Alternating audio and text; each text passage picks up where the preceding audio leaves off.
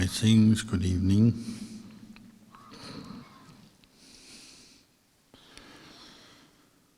We have a few questions to answer today. So, first one, Ajahn, is there any reason when people pass away, we don't wish them to be reborn or have rebirth in Nibbana, rather than we say we wish them a rebirth in a happy destination? As a Buddhist, shouldn't attaining Nibbana be our ultimate goal? Although a Thai friend told me that we should not have a wish to attain Nibbana, she meant if we wish, we won't get it. That will be an obstacle. Can't we make a wish but put an effort into it? Another friend smiled at me and implied Nibbana is too difficult to achieve. I would appreciate your wisdom.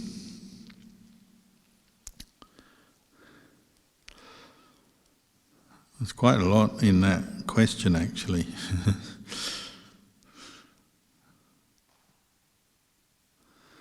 So, well, I guess the first thing is, yes, Nibbana is not something you can be born into. That's the whole point of Nibbana. It's when the causes and conditions for birth have ended. So the Buddha actually referred to Nibbana as the unborn, the uncreated, the unconditioned.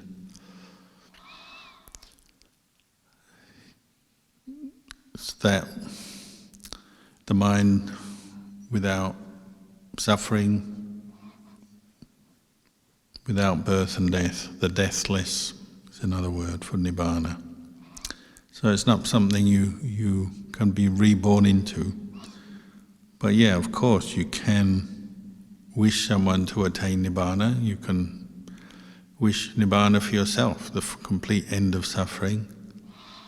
And the practice that you do, you can develop this attitude, well, may this practice be a cause for the end of suffering, the end of the causes of suffering and rebirth in my mind, in this mind. May they be ended and may I attain Nibbana. You can dedicate all your practice to that goal. But strictly speaking, your friend is correct. Nibbana cannot be attained simply by wishing, wanting. And the very wishing and wanting can be an obstacle, because it's creating Nibbana into something that you want to get. And, the more you want, actually, the further your mind gets away from it. Nibbana comes about by cultivating the right causes and conditions and letting go, ultimately, of all wanting, wishing. Doesn't mean to say that in the course of the Dhamma practice there's no room or no place for being motivated and desiring to practice. We have something in Buddhism called wholesome desire, kusala chanda, the wholesome desire to practice, to cultivate the path. Obviously, to do anything you need some willingness. You have to be willing, content to do that thing, to practice precepts, to meditate, to develop samatha, to develop vipassana, meditation. You have to have a certain willingness to do that. And that comes from your confidence in the Buddha and the teachings. But when we talk about wishing in the way I think you're referring to, it's more like a form of what we call becoming, bhava danha, a form of craving and becoming, just wishing a certain state of mind, a certain experience, a certain thing that we don't have.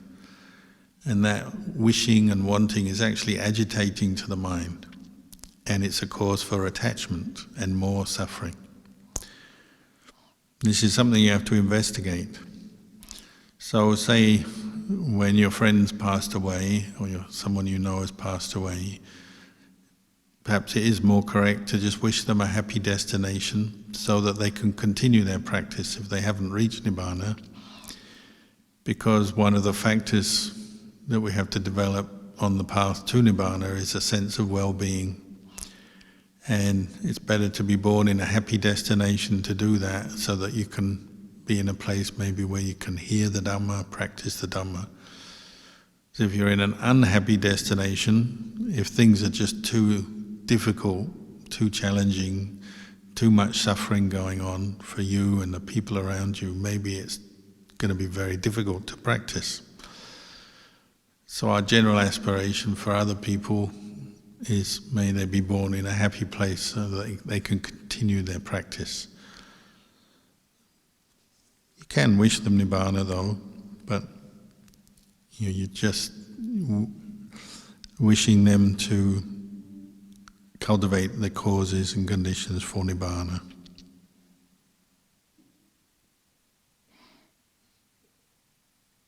As far as Nibbana being too difficult to achieve, well, it is difficult, that's why there's so few enlightened beings in the world, but it's not too difficult. You know, who decides what is too difficult?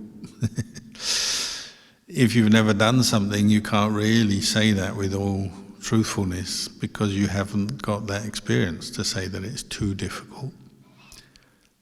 Somebody who's attained Nibbana, who actually has done that, would say, well, it's not too difficult, you can do it. As a normal human being, you have the potential for enlightenment within you. Nevertheless, it is a difficult path that requires a lot of effort and dedication, and one has to make that the center of one's life and one's life's goals, as it were.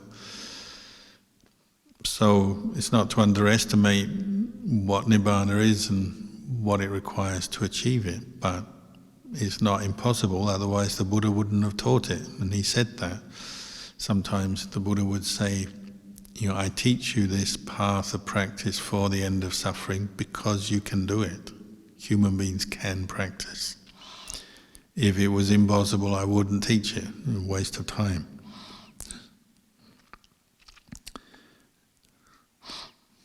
I sometimes quote the very unusual occasion when I and many other monks were looking after two very distinguished meditation masters. It was at the famous meditation master called Lumpur Tate, who lived in Nong Khai, northeast Thailand, at his funeral.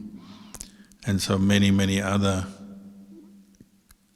contemporary meditation masters and teachers came to that funeral from all over Thailand, because he was a very well-respected, popular teacher. And we were in a room at about midnight on the night of his cremation, looking after two older monks, giving them foot massages, which is a thing you do for old senior monks.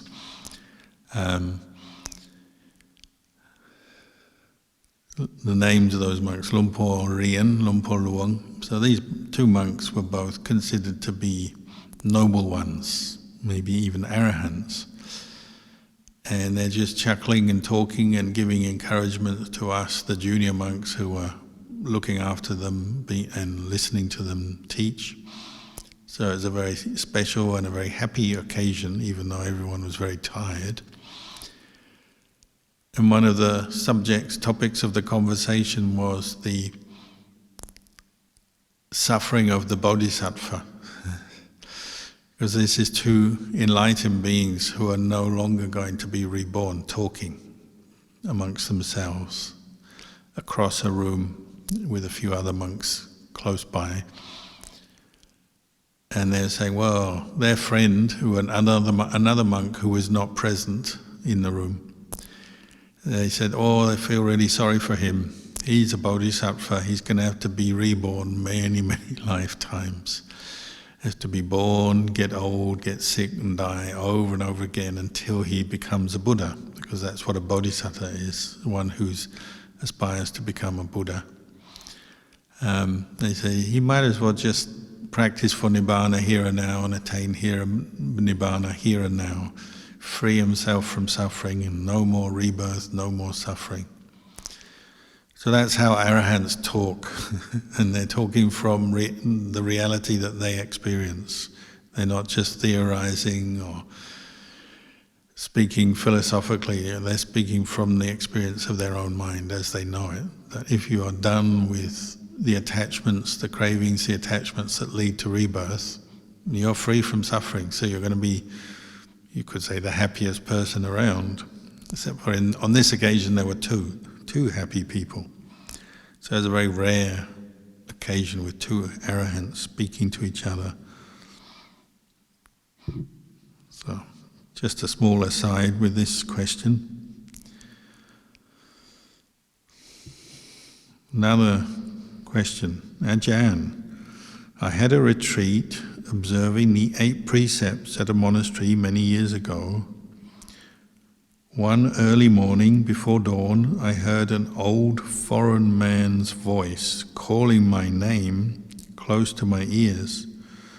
I was fully aware, but I couldn't move my body, although I tried hard to move. I felt numb. The voice disappeared when the light of the dawn in the sky appeared at the window. It wasn't a dream. I was fully aware of what happened, but I couldn't respond. Was this a spirit? Was he asking for merit? If he did, he could ask from monks, what should I do if this happens again?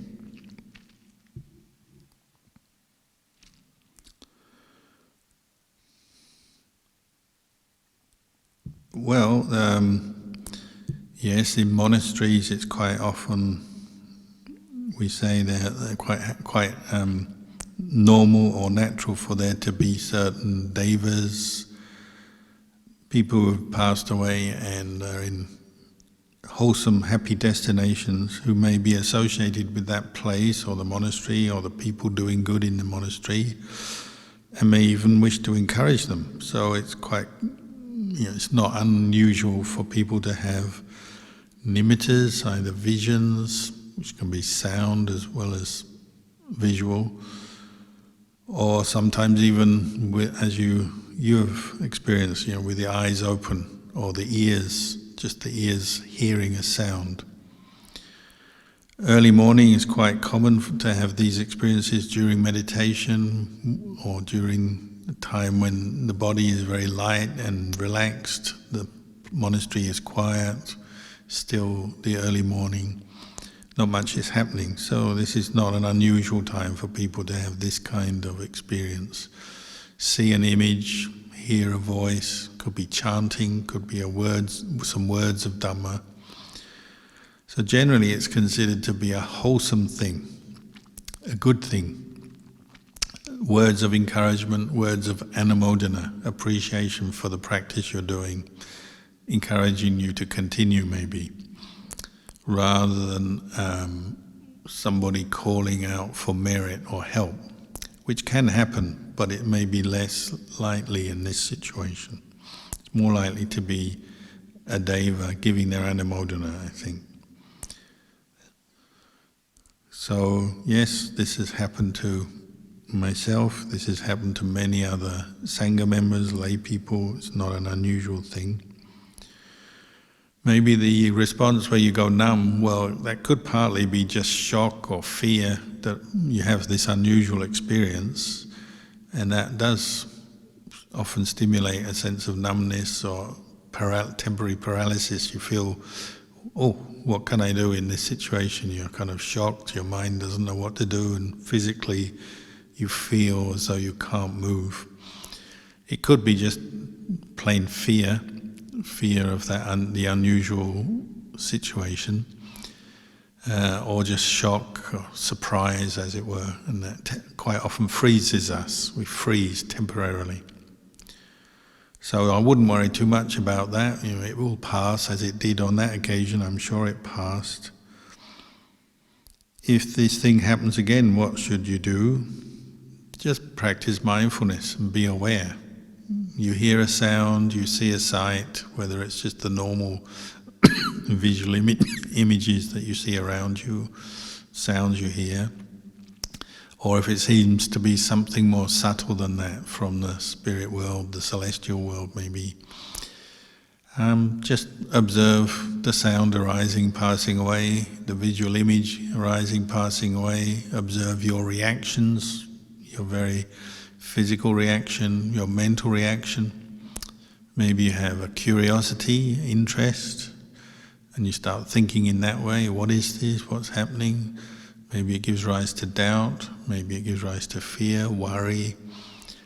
Maybe you like it, maybe you don't. This is part of our practice of contemplation, vipassana. So whether you have a very ordinary experience, say with another human being or some interaction with the world around you, or you have some more unusual experience that you may attribute to a ghost or a deva, you still practice vipassana just the same. It's still impermanent, unsatisfactory, it's not self.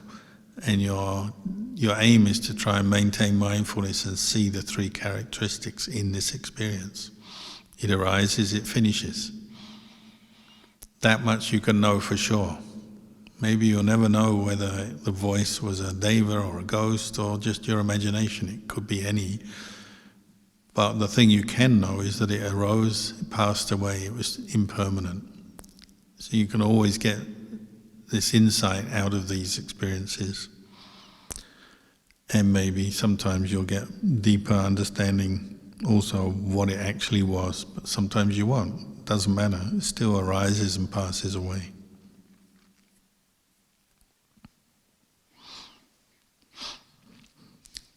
Another question.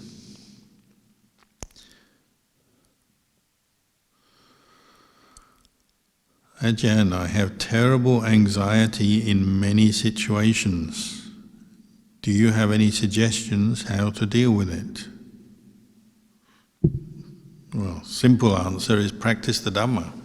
Practicing the Dhamma will definitely remove anxiety. But when I say practicing Dhamma, that's a very broad term. And we practice Dhamma in many different ways, on different levels. However, I would say pretty much every aspect of the Buddhist teachings and following the Buddhist path and practicing the Dhamma will help to allay anxiety and sometimes completely remove it as well. So our general path of practice, sometimes we call it the practice of dana, generosity, sila, morality, bhavana, meditation. And meditation divides into the meditation to calm your mind, samatha meditation, and the meditation to develop insight, vipassana meditation. But all these different aspects of the practice help to calm you down and help you to deal better with anxiety. It's like the practice of generosity, helping people can make you less anxious because you're developing more good feeling in yourself and then with other people that you help, developing the qualities of metta, karuna, kindness, compassion. And these very wholesome states of mind that definitely help to allay anxiety, help you to cope better with situations that bring up anxiety, cope better with other people, difficult situations, challenging situations. It will help you. The more dana you practice, generally the more grounded you become, the more happy in yourself you become. It may be a slow process, but that's the direction you're going. So helping others, making offerings to support Sangha, helping those in need, the sick, the poor, whoever it may be, helping your family, your friends, cultivating generosity of heart counteracts anxiety, at least on one level, and makes you feel better and improves your relations with the world around you. Sila, or morality, also counters anxiety, because one of the biggest forms of anxiety or root causes of anxiety is regret and unease, dis-ease in your mind about things you've said and done. You're not happy with what you've said and done. Maybe you feel some self-aversion or guilt, or you're uncomfortable with the things you've said and done. So agitates the mind, prompts anxiety, even fear sometimes, and also regret. So paying more attention to your actions, your speech, bringing them in line with what we call wholesome, skillful behavior, and abandoning unskillful behavior will definitely help to counter anxiety. May not completely remove it, but you, again, like with the practice of generosity, if you put effort into being restrained in your speech, your actions, cultivating kindness, honesty, mindfulness, wise reflection, directed to what you do every day, your actions and the way you talk to people and interact with the world around you. If you put effort into that, you learn so much about yourself, and it will quite naturally help you to become more at peace or at ease with yourself. The more mindful you are about what you're saying, what you're doing, and the more you're willing to learn, reflect on these things and learn, your mind is going to experience less anxiety for sure. And then, the best way of all, or the sort of the real cure for anxiety, is meditation. When you're ready for it, we're not always immediately ready. We have to learn the techniques, listen to the Dhamma, get some understanding, but then apply that through practice. So mindfulness techniques, such as the breath, like paying attention to the breathing as a meditation object to develop the constant mindfulness, clear comprehension, feelings of calm, tranquility, will almost certainly help to reduce some of your anxiety. And that can be for very brief moments. You take a few deep breaths when you're feeling anxious, you probably already feel a bit better. It will help you to calm your mind, steady your mind in that moment. And if you develop some skill with breath meditation, meaning you maybe practice every day at least for 10 minutes or something, you'll have a better means to calm yourself down, and you might experience more and more peace over time. And this may take time, months or years. You might find anxiety starts to fade out from your experience. That's the emotional side, developing positive emotions, developing calm, states of calm through meditation, perhaps on the breath, although there are other meditations you can do. But then also developing the wisdom side of meditation, insight meditation, can also help, because you're seeing, once you're more mindful and more aware and you direct your awareness to reflect back, your mind reflects back on itself, well, you can see that states of anxiety, worry and agitation are just that, they're just states of mind. Rather than identifying with them strongly as me, mine, a person, a being, this is who I am, which is what we tend to do. The deluded mind does that. When there's not much mindfulness, not much wisdom, we take it as self. We identify with that state of mind and we suffer. And often the anxiety is kind of self-perpetuating. We keep thinking in that way, we keep holding on, identifying and suffering more and more, and sometimes it gets worse. When you practice mindfulness and direct your mind to reflect on the three characteristics of impermanence, unsatisfactoriness and not self, that's going to change. You can see even a state of anxiety, even is very intense, accompanied by a lot of unpleasant feelings. When you direct your mind to pay attention more closely, look at it, observe it more closely, you start to notice it's still a state of mind that begins and ends. It arises, it ceases. What arises and ceases is not you. It's a state of mind, and that state of mind is something you can know, but also you don't have to take ownership of it and identify with it. You just know it and then let go. And the more you practice that, maybe the better you'll be able to deal with anxiety, and it will start to reduce in your experience, I would say, if you practice that regularly. Of course, you have to apply these practices in your daily life. But use any techniques that help you to just become aware of the impermanent nature of your thoughts and feelings and moods. Remind yourself they're not sure, they don't last, they change. Anxiety comes and goes. There are periods in your day when you probably don't feel anxious. There's periods when you do. When you're not feeling anxious, just notice that. Oh, at this moment I'm not anxious. So anxiety is definitely just a visitor to the mind. It comes and goes. The more awareness and understanding you develop like this, the more you can see, it's something you can let go of, it's something it doesn't have to affect you so strongly. You may have more periods where you feel free from anxiety, and that freedom can grow. The sense of being able to let go of anxiety, manage it, let go of it, may improve with time.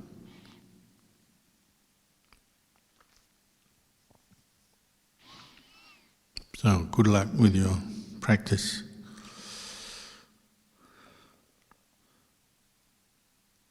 Last question. What are the asavas? It's what we call a pariyatti question on the Buddhist texts and terminology of the Buddha. So asavas are translated with a few different words. One is intoxicants. So asavas, it's a word that it refers to the mental defilements that cause us suffering, that the mind is conditioned by because of our ignorance, lack of mindfulness, lack of understanding. We get caught into asavas, mental defilements that bring us suffering and can perpetuate themselves through the continued lack of awareness, lack of understanding. So literally the word means like an intoxicant, something that intoxicates you and makes you not sober, or effluence, something that dirties, pollutes your mind. They sometimes call it cankers, meaning something that just kind of like a pussy wound or boil that just sort of brings up pus and other unpleasant substances from your body, and it's sort of bubbling up.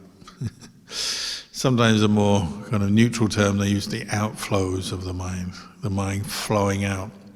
Where does it flow, or how does it flow out? Well, we use our sense doors, the eyes, the ears, the nose, the tongue, touch, and then the mind itself flowing out to different ideas, images, memories and thoughts. So 6 sense doors become the doorways that the mind flows out under the influence of the asavas. So the first of the asavas is what we call kama asava. Kama means sensuality and sensual desire for different sense objects: sight, sound, taste, smell, touch, and then the ideas and the memories based on previous sense contact. We desire more sense contact, and you probably know already, anyone who's meditated will know it can be quite obsessive, disturbing to the mind, and hard to stop. It's hard to stop thinking about things that you like and want, and how to get rid of things you don't like and don't want. Whether it's food or technology or entertainment or sexual desire, and all the different kinds of desire we have become very obsessive. So all of this is what we call the asava of sensual desire, sensuality. The second one is bhava asava. Bhava means becoming. So literally the desire to exist, to be and to keep existing, to stay alive, and also the desire for future existence. Many of us become aware, especially as we get older, that we won't last forever. So there's a sort of grudging acceptance that our life is impermanent. We still cling to this body and mind as self, and we don't want to die, but there's a sort of growing awareness that we'll die. So then, of course, you want birth again. I want to be born, and often people have their plan. I want to be born in heaven, or in the best place possible, and there's a certain idea we have that we cling to. It's a form of becoming. But in the immediate life we're living, it's just the clinging to life itself and how we want our life to be, what we identify with as happiness, self, who we are, what we want, all of the things that make up our life we identify with very strongly. This is all what we call becoming. So we want to get things, have things, be somebody, be something in some way. It all depends on your character, how this manifests, but this is becoming the desire for existence and the kind of existence that we want. The next one is avijja. Avijja means ignorance, which is the root cause of all our problems.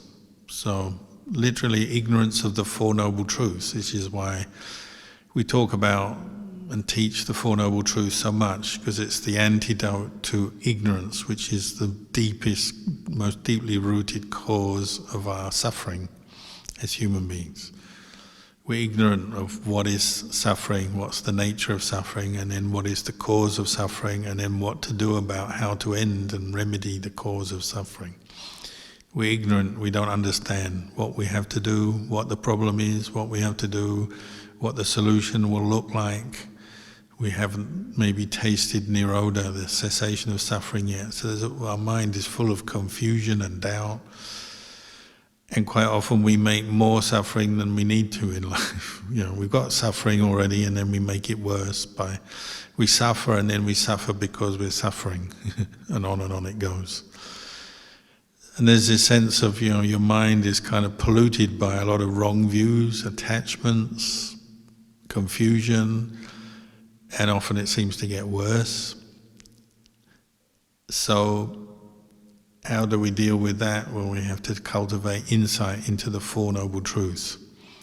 And all the Buddhist teachings really are helping us to do that. That's the asava of ignorance.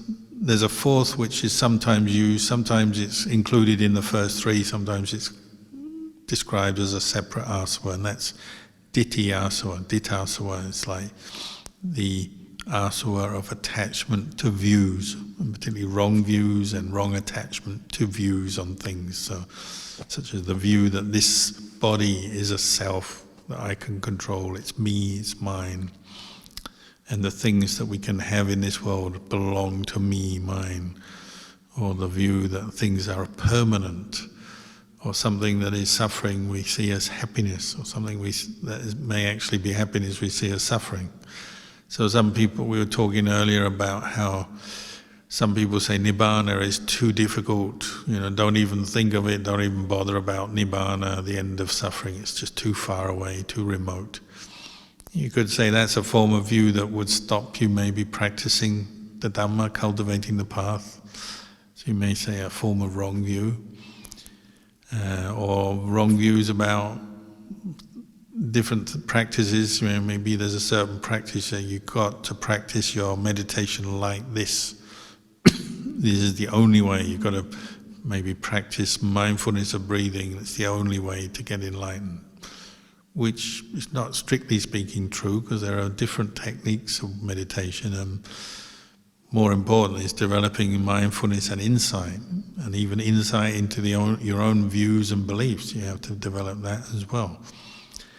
And mindfulness of breathing is not the only way. Or some people say, you got to do certain things, you got to recite a certain verse, chant a certain verse, only this will get you enlightened. Sometimes people get very obsessed about their beliefs, their views on things, what is right, what is wrong, the way things are, to the point where that clinging to that view is an actual obstacle to freeing their mind from the asavas. Wrong views. Often the Buddha talks about wrong views either that the way to true happiness is through sensuality, attaching to sensual desire and the objects of sensual desire, or self-harm, self-deprivation, what we call attaining yoga. So the Buddha would talk a lot about how people attach to different wrong views and how this is an obstacle in their practice. So these are all asavas. One who has reached enlightenment has ended the asavas. So they call them kinasava. So the Buddha and the Arahants are kinasava. They're free from the asavas, the effect of the mental defilements. Their mind is pure, free, liberated, no longer attached to sensuality or views or the desire for birth in different realms of existence and so on. The mind is free, liberated, unblemished, without the blemishes of the mental defilements. So it's just one word or one description the Buddha gave for mental defilements that causes suffering. There's many others. Maybe on another day we'll talk about some of the other descriptions the Buddha used. But for today, that's the end. That's the last question. So we'll leave it there and wish you well with your Dhamma practice.